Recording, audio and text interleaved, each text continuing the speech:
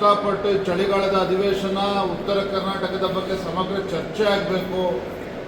ಬಾಣಂತರ ವಿಚಾರ ಇದೆ, ವಕ್ಫ್ ವಿಚಾರ ಇದೆ, ಜ್ವಲಂತ ಸಮಸ್ಯೆಗಳ ಬಗ್ಗೆ ಚರ್ಚೆ ಆಗಬೇಕು ಅಂತ ಹೇಳಿದ್ರೆ ಚರ್ಚೆ ಮಾಡಬೇಕು ಅಂತಕ್ಕಂಥ ಆಸಕ್ತಿ ಆಡಳಿತ ಪಕ್ಷಕ್ಕಿಲ್ಲ. ಸರಿಯಾದ ರೀತಿ ಚರ್ಚೆ ಆಗಬೇಕು, ಸದನ ಸರಿಯಾಗಿ ನಡಿಬೇಕು, ಆ ನಡೆಸ್ತಕ್ಕಂಥ ಕರ್ತವ್ಯ ಹೊತ್ತಿರ್ತಕ್ಕಂಥ ಸಭಾಧ್ಯಕ್ಷರು ಕೂಡ ಇವತ್ತು ಕಾಂಗ್ರೆಸ್ಸಿನ ತಾಳಕ್ಕೆ ತಕ್ಕಂತೆ ಕುಣಿತಾ ಇದ್ದಾರೆ. ಇವತ್ತು ಸಂಪೂರ್ಣವಾಗಿ ಸದನದ ನಿಯಮಾವಳಿಗಳನ್ನು ಗಾಳಿಗೆ ತೂರ್ತಕ್ಕಂಥ ಕೆಲಸ ಇವತ್ತು ಸಭಾಧ್ಯಕ್ಷ ಮಾಡ್ತಾ ಇರ್ತಕ್ಕಂಥದ್ದು ದುರ್ದೈವ.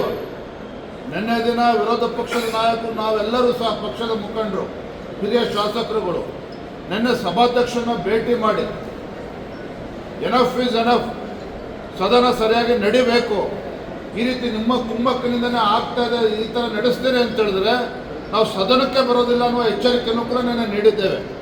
ಇದರ ನಡುವೆನೂ ಸಹ ಇವತ್ತು ಪ್ರಶ್ನಾವಳಿಗಳು ಮುಗಿದಿದ್ದಾವೆ, ಚರ್ಚೆಗಳಾಗಿದೆ.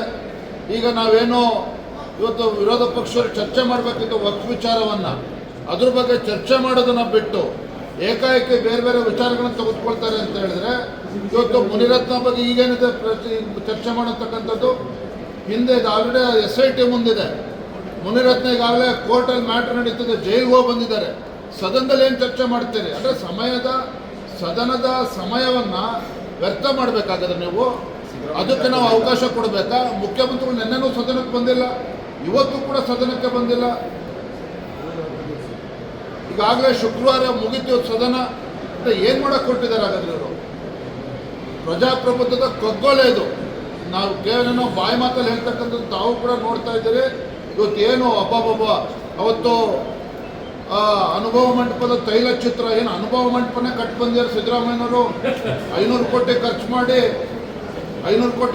ಅನುಭವ ಮಂಟಪ ಇನಾಗ್ರೇಷನ್ ಮಾಡಿ ಲೋಕಾರ್ಪಣೆ ಮಾಡಿ ಬಂದಿದ್ದಾರೆ ಅಂತೇಳಿ ಅಷ್ಟು ಅರ್ಧ ದಿನ ಚರ್ಚೆಗೆ ಅವಕಾಶ ಕೊಟ್ಟರು. ನಾವು